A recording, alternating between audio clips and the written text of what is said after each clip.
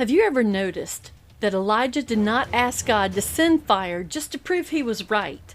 He stood on Mount Carmel in front of a divided people.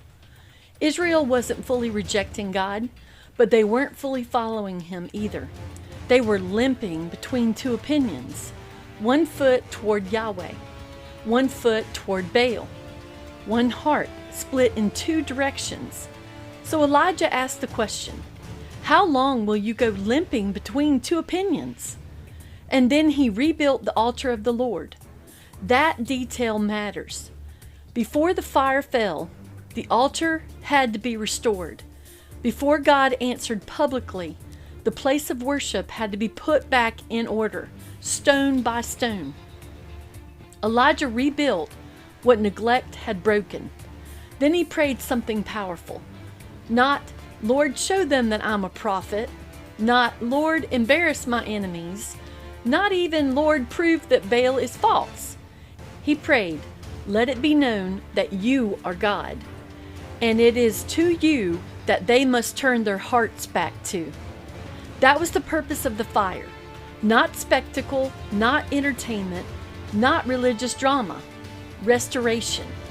The fire came down and consumed the sacrifice.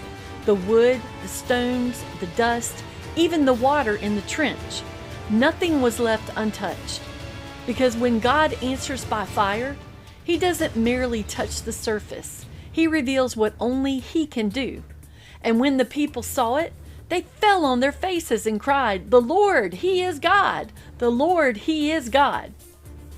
That's the miracle of Mount Carmel. Not just fire from heaven, a nation's heart turning back to God. Maybe that is what we need to remember today.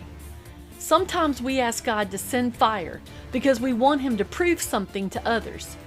But God sends holy fire to restore what has been broken in us. He rebuilds the altar. He confronts divided loyalty. He burns away false dependence. And he turns back hearts to himself. Because the fire of God was never meant to make a show. It was meant to bring his people home.